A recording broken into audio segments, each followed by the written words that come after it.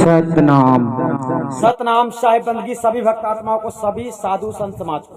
आज हम आप लोगों को बतलाना चाहते हैं कि इस धरती में सतपुरुष परमात्मा किसको मिला है सबसे पहले।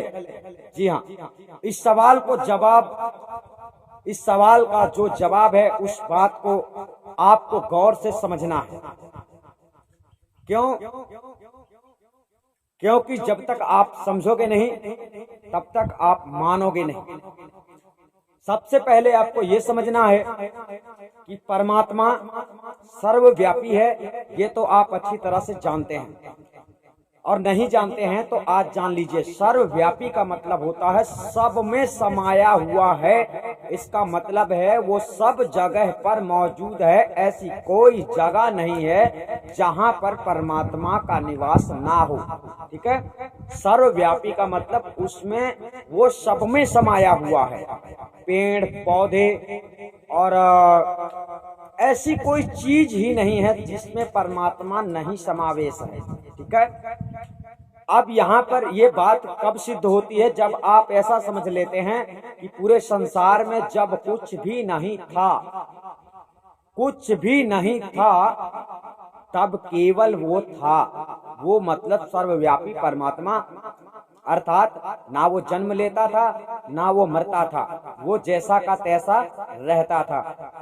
वो स्वयं में आज भी रहता है, कल भी रहता था। ठीक है, लेकिन आइए चलते हैं कि इस संसार में आजकल बहुत कुछ होने के बाद आप लोगों के दिमाग में ये नहीं सही ढंग से आप लोग विचार कर पाते हैं कि आखिर वास्तव में परमात्मा कैसा है, परमात्मा की पहचान क्या है। तो परमात्मा को संसार के बहुत से लोग खोजते हैं, अनेक धर्मों में अनेक प्रकार से, भांति प्रकार से। जितने लोग इस संसार में परमात्मा की खोज में लगे हुए हैं, उन सभी लोगों के बारे में हम आज यहाँ पर थोड़ी सी चर्चा कर सकते हैं, और कम समय में आपको अधिक जानकारी देने की पूरा प्रयास करते हैं। सबसे पहले आप ये जान लो कि परमात्मा सर्वव्यापी है। वो आपसे कुछ भी नहीं मांग सकता है और आप उसे कुछ भी नहीं दे सकते हैं, और आप उसे कभी नहीं मना सकते हैं। मनाने का मतलब वो कभी रूठता नहीं है कि आप उसको मनाओ। वो आपको भूल नहीं गया है कि आप उसको याद करते हैं। मतलब बहुत सारे लोग अनेक प्रकार के ग्रंथों का ज्ञान पढ़कर, कोई मोहम्मद साहब के अनुसार ग्रंथों को पढ़ता है, और कोई मूसा के, और तो कोई इसी प्रकार ईसा मसीह के, कोई कबीर साहब के।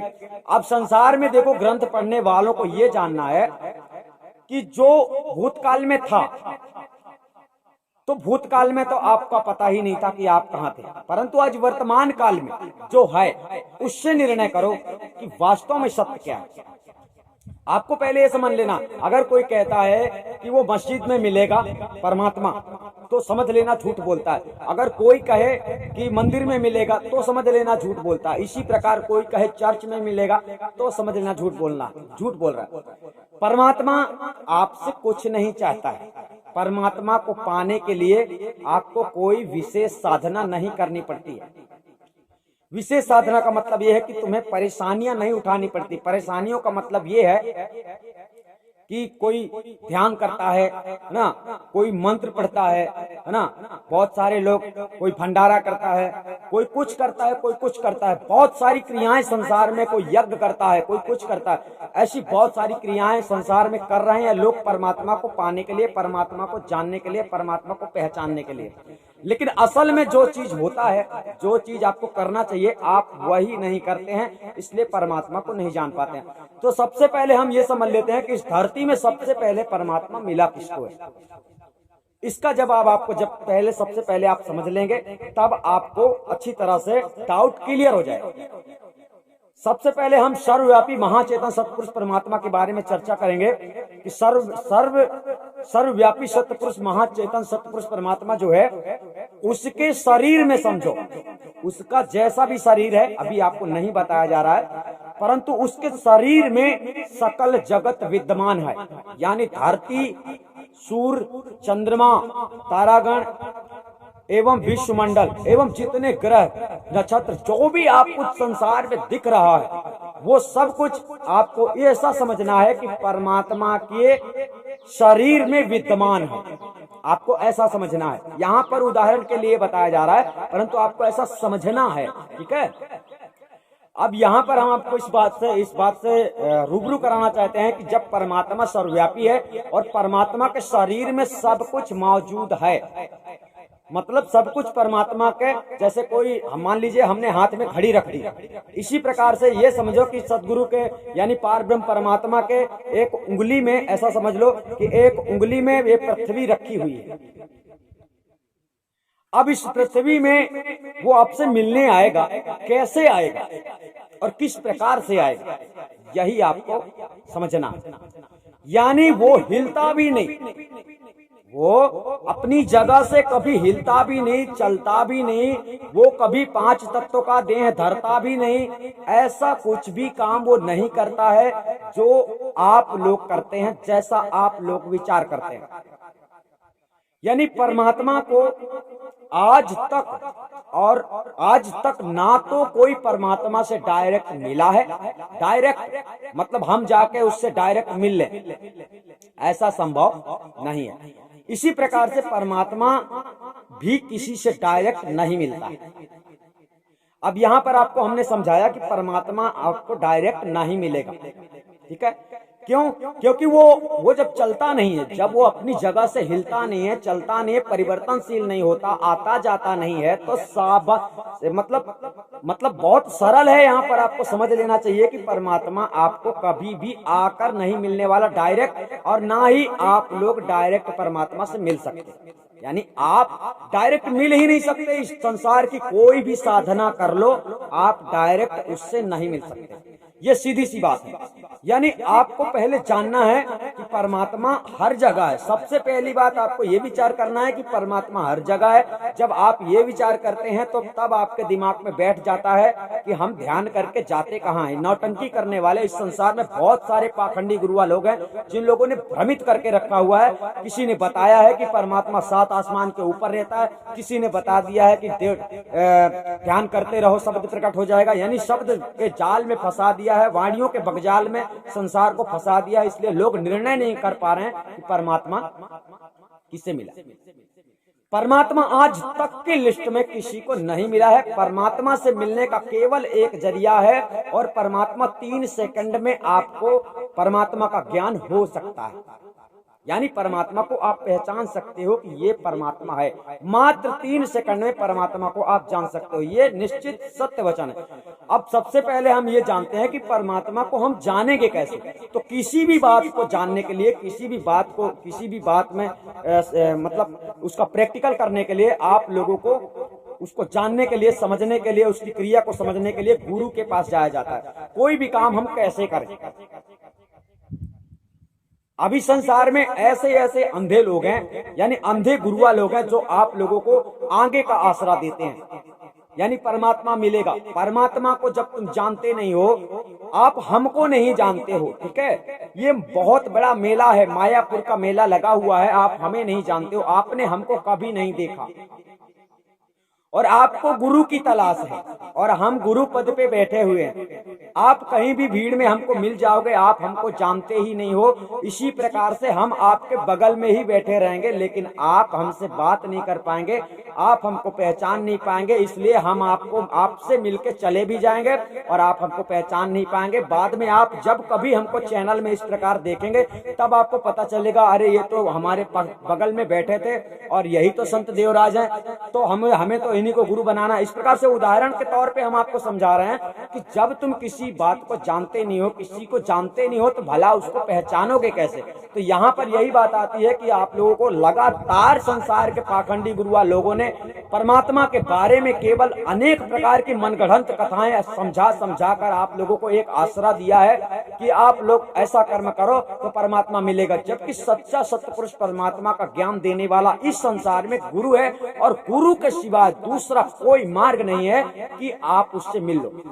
हमने कहा डायरेक्ट परमात्मा से आप नहीं मिल सकते, डायरेक्ट पार ब्रह्म परमात्मा आपसे नहीं मिल सकता। आज तक की लिस्ट में इस संसार में परमात्मा किसी को भी नहीं मिला है और नहीं मिलेगा। अब यहाँ पर सवाल आता है कि कबीर साहब कौन थे। तो अब हम यहाँ पर आपको बतला देते हैं कि सदगुरु कबीर साहब कौन थे। तो सदगुरु कबीर साहब ने जो देह धर के शरीर दिखाया है और उस देह शरीर को छोड़ा भी है, तो वो शरीर का नाम उन्होंने कबीर रखा था। लेकिन वो शरीर नाम का जो कबीर नाम का जो शरीर था, वो शरीर कबीर साहब परमात्मा का संकेत नहीं था। जो कबीर साहब परमात्मा का संकेत है, वो संकेत है सार शब्द महाचेतन सतपुरुष परमात्मा, जिसका ज्ञान सदगुरु कबीर साहब स्वयं अपने भक्तों को करवाते थे। अब यहाँ पर क्या है कि सार शब्द का झांसा आप लोगों को देते हैं। सार शब्द स्वरूपी महाचेतन सतपुरुष परमात्मा का ज्ञान आपको नहीं दे पाते हैं, केवल झांसा देते हैं, यानी आपको बहकाते हैं, सत्संगों में आपको आकर्षित करते हैं मीठी मीठी वाणियां बोलकर, और आप लोगों को भ्रमित करते हैं। आप लोग उनकी मीठी मीठी वाणियों में घुस जाते हैं। ऐसे ऐसे संसार में लोग हैं जो लोग फेक न्यूज डालते हैं, मतलब दूसरे के बारे में गलतियां पकड़ पकड़ रखते हैं सामने, इनको खुद सामने आने का साहस नहीं। जैसे आप लोगों को पता होना चाहिए कि संत देवराज आदि अनादि मुक्ति पंथ के प्रतिनिधि माने जाते हैं। और आपको एक बात और बता दी जाती है कि इस दुनिया में कोई भी ज्ञानी है अगर परमात्मा को निश्चित रूप से साबित कर सकता है, और साबित करने की बात तो अलग है, लेकिन उसको हम पाएंगे कैसे, उसका पूर्ण संविधान अगर बता देगा। इस दुनिया में कोई भी गद्दी ऐसी नहीं है जहां पर ऐसा संविधान लगाया गया हो जिस प्रकार संविधान आदि अनादि मुक्ति पंथ का। आपको ये अच्छी तरह समझ लेना चाहिए कि संविधान से सकल जगत चल रहा है, पूरा संसार संविधान से चल रहा है। आप लोग केवल मनुष्य ही ऐसे हो जो लोभ लालच के कारण संविधान के अंतर्गत नहीं चलते हो, इसलिए बेमौत मारे जाते हो। यानी पैदा होते हो भक्ति करने के लिए, मनुष्य का तन मिलता है, लेकिन लोभ लालच में डूब के गुरु की शरण में नहीं जाते हो, सच्चा सतगुरु नहीं खोजते हो, और इस कारण से आप लोगों का जीवन व्यर्थ चला जाता है। तो यहाँ पर आपको बताया गया कि परमात्मा डायरेक्ट किसी को आज तक नहीं मिला है, और किसी को भी डायरेक्ट परमात्मा मिलेगा भी नहीं, और कोई भी परमात्मा से डायरेक्ट मिल नहीं सकता है। ये आप लोगों को समझ में आ जाना चाहिए। और इसके साथ साथ इस वाणी को निश्चित रूप से ध्यान रखना चाहिए। गुरु गोविंद दो खड़े काके लागू पाए, बलिहारी गुरु आपने गोविंद दियो बताए। गोविंद दियो मिला, बता देना मिला देना। गुरु ने कोई मंत्र नहीं बता दिया है परमात्मा को पाने का, इस बात को ठीक से नोट कर लो। गोविंद दियो बताए मतलब गोविंद के बारे में बता दिया, ये है परमात्मा, ये है गोविंद। गोविंद शब्द से यहाँ पर सदगुरु कबीर साहब ने महाचेतन सतपुरुष परमात्मा का संकेत किया। जैसे तुम्हारे अंदर एक सवाल चल रहा है, परमात्मा कौन है, पूर्ण ब्रह्म कौन है, आत्मा कौन है, ये आपके अंदर एक सवाल चल रहा है, कौन बताएगा? ऐसा आपको बताया नहीं जाता है। पाखंडी गुरुआ लोग इस संसार में बहुत सारे ढोंगी हैं जो भेष का आडंबर करते हैं और दुनिया भर में घूम घूम के सत्संग करते हैं, और तुम्हें लगता है कि ये अच्छा बोल रहे हैं, इनका अच्छा प्रचार हो रहा है, तो आप लोग ऐसा सोचते हैं कि ये गुरु बहुत अच्छे हैं, क्योंकि तुमको तो पता ही नहीं है। इसीलिए कहते हैं जाका गुरु आंधरा चेला का कराए, अंधे अंधा ठेलिया दो ऊपर। इसलिए अंधे गुरु का साथ छोड़ दो जो तुम्हें भी अंधा बना रहा है। यानी गुरु आपको मिल गया है, लेकिन आपको ज्ञान नहीं मिला। कौन सा ज्ञान? आत्मज्ञान। आत्मा का ज्ञान आपको हुआ नहीं है, और गुरु बन गया मतलब गुरु आपका अंधा है। अगर आपका गुरु अंधा नहीं होता तो आपको भी दिखा देता कि ये है आत्मा, इस प्रकार की होती है आत्मा। तो आत्मज्ञान प्राप्त करने के लिए आपको आदि अनादि मुक्ति पंथ में आ जाना है, भटकना नहीं है। परमात्मा बिना गुरु के प्राप्त नहीं होता है, इसलिए ये रीजन है, ये बात निश्चित है। ऐसी कोई संसार में साधना नहीं है जिससे परमात्मा की प्राप्ति हो सके। एक सबसे बड़ी साधना है सतगुरु के चरणों में गिर जाना, यानी तन मन धन से समर्पण सतगुरु के चरणों में हो जाना। क्योंकि आपकी परीक्षा लेने के लिए सतगुरु आपको कोई भी संविधान में बांध सकता है।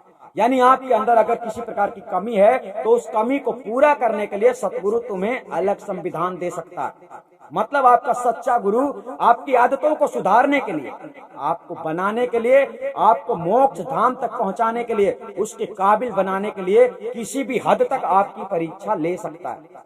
ये गुरु का पद है और ये गुरु का कार्य है। और आपका कार्य है करना, गुरु का कार्य है बताना कि ऐसा कर, और आपका कार्य है उसे करना।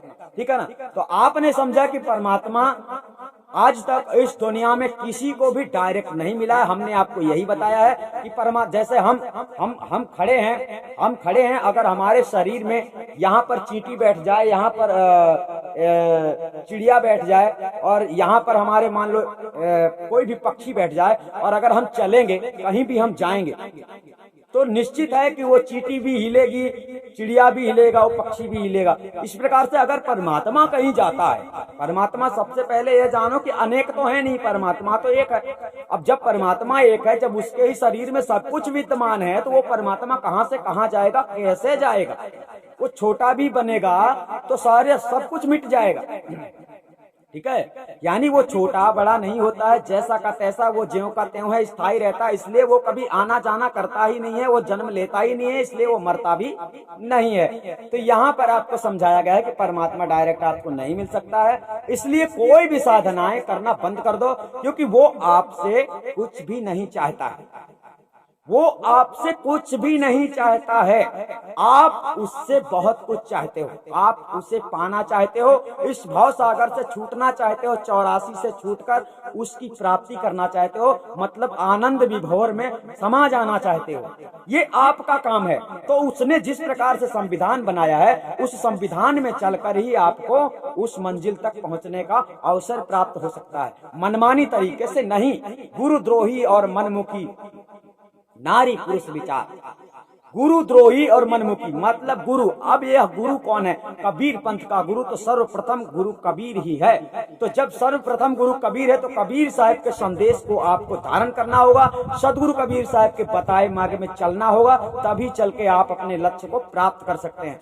आपने इस वीडियो में जाना है विशेष रूप से कि परमात्मा डायरेक्ट किसी को नहीं मिल सकता, और परमात्मा से आप डायरेक्ट किसी भी प्रकार से नहीं मिल सकते हैं। यहाँ पर समझने की बात यह है कि परमात्मा और आत्मा का स्वरूप एक ही है, और आत्मा अज्ञान बस इस संसार में मतलब घूमती है, और सतगुरु जब सच्चा अगर आपको मिल जाता है तो वो आपको ज्ञान से आजाद कर देता है, यानी ज्ञान दे देता है। जो आप नहीं जानते हैं वो सारी बातें बता देता है। आप स्वयं एक प्रश्न हो, आप समझ लो कि आप प्रश्न हो और उत्तर गुरु होता है। प्रश्न आप हो, चेला प्रश्न होता है, उत्तर गुरु होता है। आपके अंदर सवाल चल रहा है परमात्मा कौन है। सबसे पहले इस सवाल को क्लियर करो कि परमात्मा कौन है। अब परमात्मा की फोटो संसार में नहीं है जिससे लोग देखकर परमात्मा कहते हैं। परमात्मा की फोटो संसार में नहीं है कि परमात्मा की तुम मंदिर बना दोगे, मस्जिद बना दोगे और कोई मतलब ऐसा स्थान बना दोगे। परमात्मा ने तुम्हारे रहने के लिए इतना सब कुछ किया है, तुम उसके रहने के लिए करते हो। ये तुम्हारी मतलब इच्छाएं हैं जो चलायमान है, जो सत्य को तुम असत्य समझते हो, असत्य को सत्य समझते हो। इसी बात पे आप लोगों को गौर करना चाहिए। यानी आपको आज ये समझ लेना निश्चित रूप से जितने भक्त इस संसार में हैं, सबको ये बात पता चलनी चाहिए कि परमात्मा ना कभी आता है और ना ही कभी जाता, क्योंकि जब आता ही नहीं है तो जाएगा क्या? जब आपकी जन्म नहीं होगा, जब आपका तो मृत्यु भी निश्चित नहीं है। इसलिए जब आपको यह जानना हो कि परमात्मा कौन है, कैसा है, ये जानने की अगर तुम्हारे अंदर जिज्ञासा है, तो इस संसार में आपको आदि अनादि मुक्ति पंथ में आना पड़ेगा, और इसके पहले आपको गुरु की शरण लेनी पड़ेगी और गुरु के बताए मार्ग पर चलना पड़ेगा। जब तुम ऐसा करने के लिए तैयार हो जाओगे, तब तुम्हें उस परमात्मा का ज्ञान प्राप्त करने का अधिकार हो जाएगा। जब आप आदि अनादि मुक्ति पंथ के नियम का पालन करते हो, तब आपको गुरु चल के मिलता है।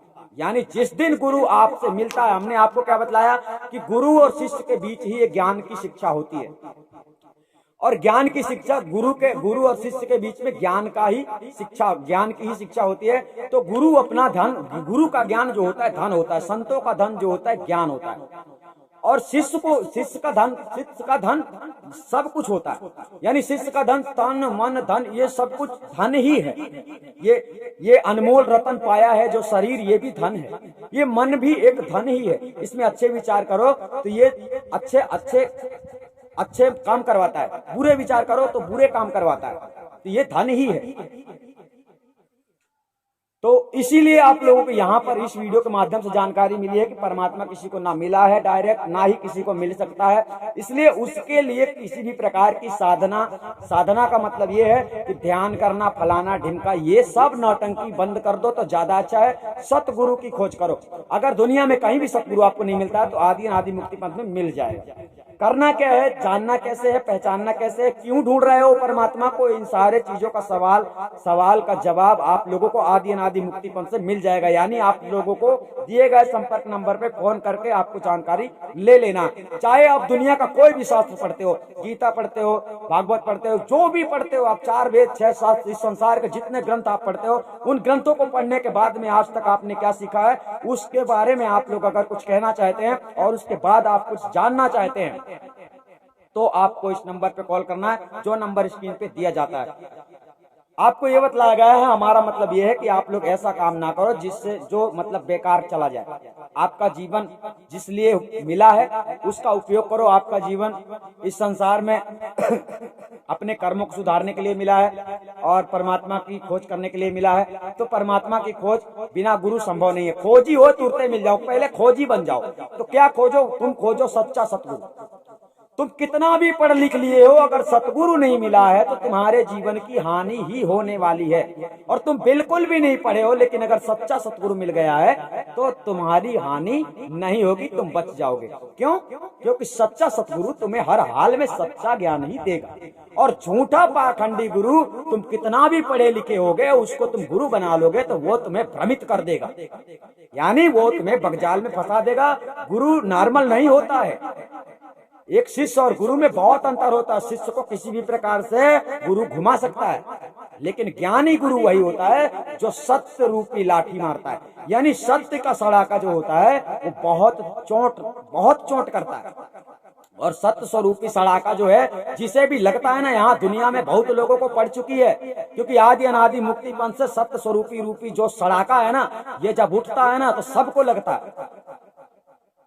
तो यानी इस शब्द की चोट जिसको लगती है और शब्द की चोट जिसे नहीं लगती है, वो व्यक्ति भक्ति नहीं कर सकता। और शब्द की चोट लगती उसे है जो शब्द की परख करता है। आप समझ गए होंगे। सतनाम साहिब बंदगी, हम आपको फिर मिलेंगे।